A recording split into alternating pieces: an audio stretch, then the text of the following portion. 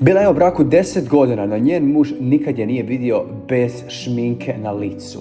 Svake večeri išla bi spavati sa mužem uz ugašena svjetla. Čim bi on zaspao, brzo bi ustala iz kreveta i otišla u kupaonicu, pazeći da zaključa vrata za sobom. Zatim bi uvila kosu figarom. Nakon toga bi skinula umjetne trepavice, obrisala ruž i temeljito oprala lice. Na kraju bi stavila trako za kosu i njezina dnevna rutina ljepote bila je završena bez ikakvih problema. Vrijeme je da se tiho vrati u spavaću sobu, ne proizvodeći nikakav zvuk.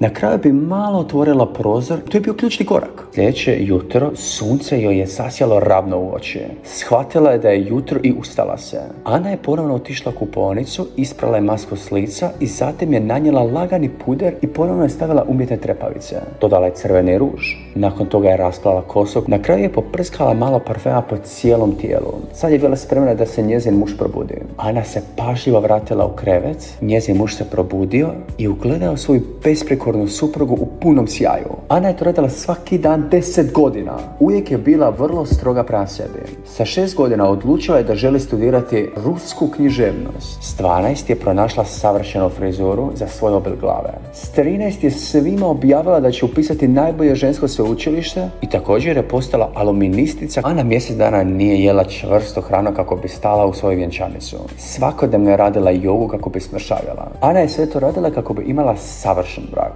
Udala se za svog voljenog Marka u svojoj najljepšoj i najmlađoj dobi. Nakon toga postala je savršena supruga do kraja života. Svaki jutro pripremala bi doručak za muža prije nego li bi on otišao na posao. Nakon što bi ga ispratila, odlazila bi kat iznad u kući svojih roditelja kako bi se brinula o djeci. Ana je također bila velika podrška muževom hobiju stand-up komediji. Kako bi mu dala više vremena za nastupe, znala je podmititi vlasnika kafića tako što bi sama priredila hranu za nastup. Velika je obožavateljica muževog stand-upa i rado je sjedala sa strane pozornice promatrajući njegov nastup. Ana je također zapisivala sve smiješne šale koje bi čula na internetu i razmišljala kako Mark može poboljšati svoje trenutne šale. Ona se mogla nazvati najboljom suprugom na svijetu. Iako je više od 10 godina činila toliko toga za Marka, on to jednostavno nije dovoljno cijenio. Nakon 10 godina Marko je odlučio napokon pokazati svoje pravo lice. Nedavno je u automobilu doživio ispad zbog rupa na odjeći koju mu je Ana pripremila. Ana mu je predložila da na pozornici ispriča šalu o svojoj lošoj garderobi.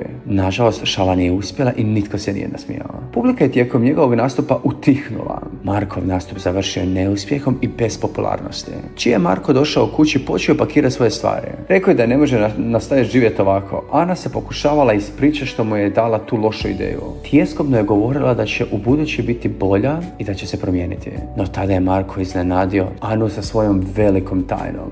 Rekao je Ani da ima aferu. To nije bila šala. Marko je napustio tako dobru suprugu kako bi imao aferu s nekom random ženskom. S nekom tajnicom koja je osrednja i nesposobna. Kada je Ana saznala da je njen muž vara, sa tajnicom koja ne zna ni naoštriti olovku, bila je slomljena. Popila je cijelu bocu crnog vina i kasno na večer napustila kuću u pidžami. Temperatura kiše vani nije bila hladnija od njenog srca. Ana je otišla u kafić gdje su obično izvodili stand-up nastupe. Uz pomoć alkohola popela se sama na pozornicu kada nitko nije nastupao. Ostala je bez riječi i bespomoćna. Skinula je mikrofon samo kako bi mogla početi ismijavati nevjerne muškarce i njihov moral. Nije očekivala da će njeno iskreno ismijavanje izazvati toliko smijeha i pljeska. Ljudi su je voljeli. Tad je primijetila Suzy, menadžerica. Jednim pogledom zaključila da je Ana mora biti zvijezda u usponu u svijetu stand-up komedije. Suzy joj je ponudila suradnju. Anin život gotovo 10 godina bio je isključivo posvećen obitelji. Nikad nije željela postati komičarka, no kad je otvorila svoju bilježnicu i vidjela sve bilješke, šale i mimove koje je zapisivala za Marka, shvatila je da zapravo voli stand-up komediju. Zato je prihvatila Suzynu ponudu. Suzy je bila uvjerena da je može učiniti najpopularnijom stand-up komičarkom. U tom trenutku Ana je odlučila da želi biti ne samo najbolja komičarka, nego i najljepša neovisna žena koja živi za sebe. Iako je Ana bila talentirana, njezina karijera nije bila laka. Prolazila je kroz mnoge uspone i padove na putu do zvjezdanog statusa. Sve više je privlačila pažnju publike svojim sarkastičnim komentarima o obitelji, braku i bivšem mužu. Iz dana u dan dobivala je sve više obožavatelja. U međuvremenu njen muž, koji je imao aferu sa svojom tajnicom, otišao je roditeljima i priznao da želi razvod.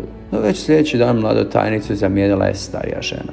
Markovi roditelji priznali su samo Anu kao svoju snahu. Marko se bojao da bi mu otac mogao uskratiti plaću i druge pogodnosti. Razmislio je i zaključio da je najbolja supruga za njega ipak Ana. Imao je naravno čiste namjere.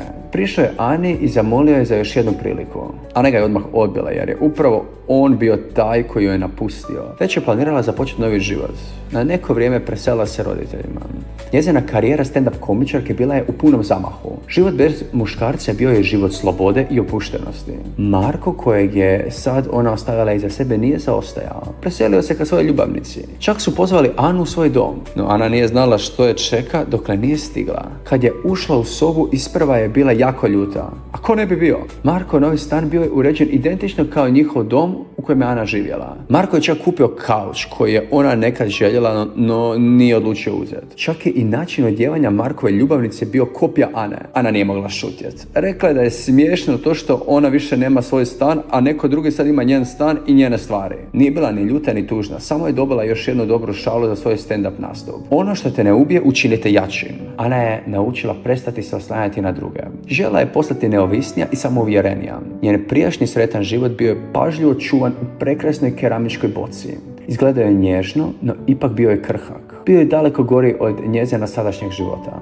Ana sad hrabro slijedi sebe i izražava se. Iako je se dalje mora suočavati sa mnogim poteškoćama, to je ne obeshrabruje. Naučila je biti hrabra i snažna. I to je kraj ove priče. Preplatite se ako želite još filmovi ukratko kontenta. Let's get back!